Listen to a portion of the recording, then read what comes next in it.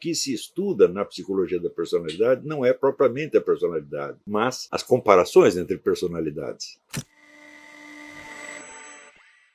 O que exatamente nós chamamos de eu? No outro curso que eu dei sobre a questão da consciência, eu mostrei que essa palavra tem vários significados diferentes. Então, em primeiro lugar, existe um eu que se identifica com o seu papel social. Quer dizer, você fala em nome de uma profissão que você exerce, de uma função que você tem, mas você sabe ao mesmo tempo que a palavra eu, quando usada nesse sentido, não se refere a você inteiro. Não é isso? Também existe um eu que é o das suas memórias, quer dizer, aquilo que você conta ao longo do tempo. E aí, ao ver esse aspecto, nós notamos que o eu, de algum modo, ele se alimenta das suas memórias e ele se torna mais intensamente existente quanto mais consciência ele tem da sua própria história. Quer dizer, você se reconhece mais claramente porque você vê alguns elementos constantes e imutáveis na sua própria conduta. Não é isso? E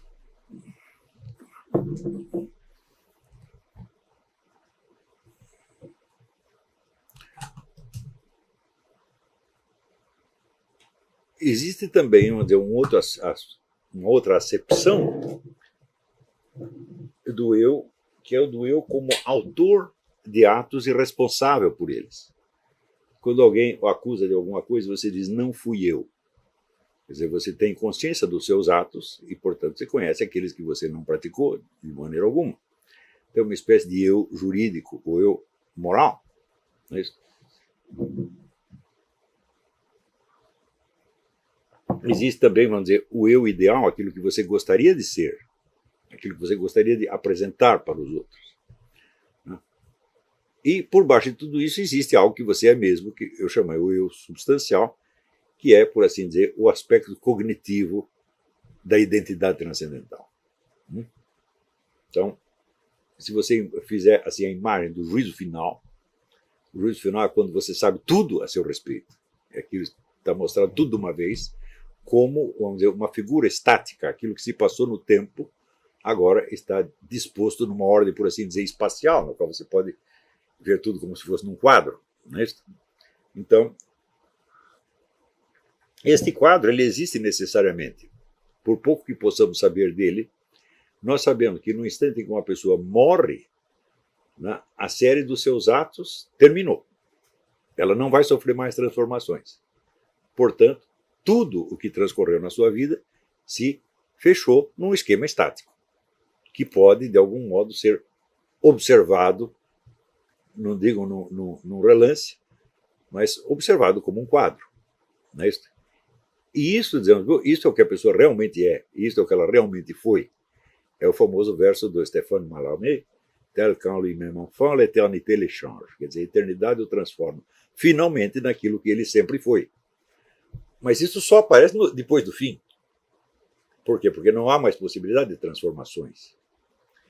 Quando a igreja ensina, por exemplo, que o indivíduo que pecou muito, ele pode se arrepender na hora da morte e ir para o céu, isso subentende que, quando ele se arrepende, ele ainda está vivo. Portanto, ele pode modificar algo. Mas a partir do momento que morreu, nada muda mais. Fechou, a coisa se fechou numa figura estática, e esta figura estática corresponde ao seu eu substancial ou à sua identidade transcendental.